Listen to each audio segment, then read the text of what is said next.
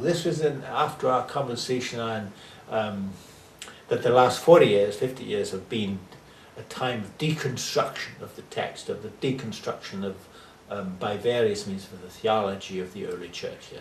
And I then asserted that now there is a time beginning when we are reconstructing.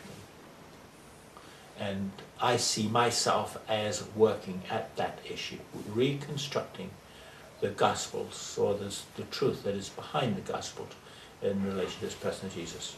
Well, quite simply, the theology has developed and emerged, especially textual criticism has given us a greater understanding, a greater clue as to how the Gospels were put together and how the ideas and teaching of Jesus were communicated, and the spin that was put on them afterwards by the disciples who had to interpret his teaching for those people they were trying to reach.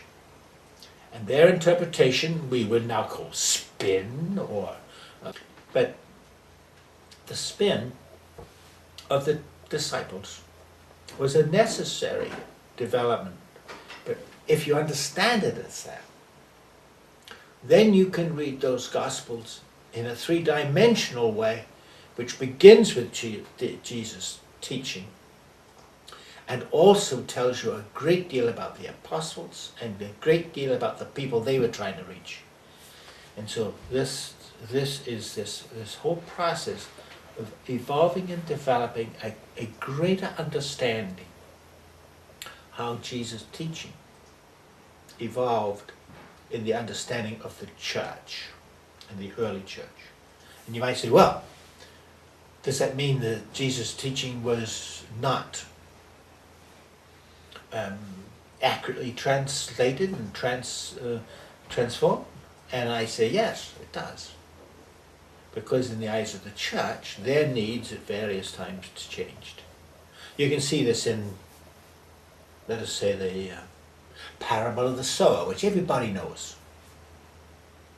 But the assumptions that we make about that parable are determined by the teaching of the church, and especially the teaching of the church as is reflected in the interpretation of that parable that is written as a follow-up or follow-on of the actual parable itself. But just reflect for a moment. Jesus talks about a farmer going out and sowing seed. But when you think about it very carefully, that farmer would know exactly where the weeds were, would know exactly where the path was, would know exactly where all the rocky places were. And the grain that he was sowing was of incredible value, because it was grain that he had denied or had to deny his children in order to preserve the harvest for the next year. He had to sow that grain in order to feed his family, and he could not permit them to eat that, and they would go hungry for the 3 or 4 months before harvest. This is how important that grain was. And you think that farmer would throw that grain on the path, or in the rocks, or in the weeds? No. But Jesus is talking about a sower of the seed that did do this. And you can imagine the people listening who are all farmers, and they would be all shaking their heads saying, no, no, no. But Jesus is talking about God. And he's talking about the way God sows seed. And he throws it all over the place. Look at you and me. When you think of your life, how he has sown seed in your life, and sometimes it's taken root, and sometimes it hasn't. Sometimes it's been on rocky ground, sometimes it's been on really good ground. So you see, the onus of this parable is more profound than the idea of God sowing seed and not caring where it falls, because he sows it in everyone, in all of us, all the time.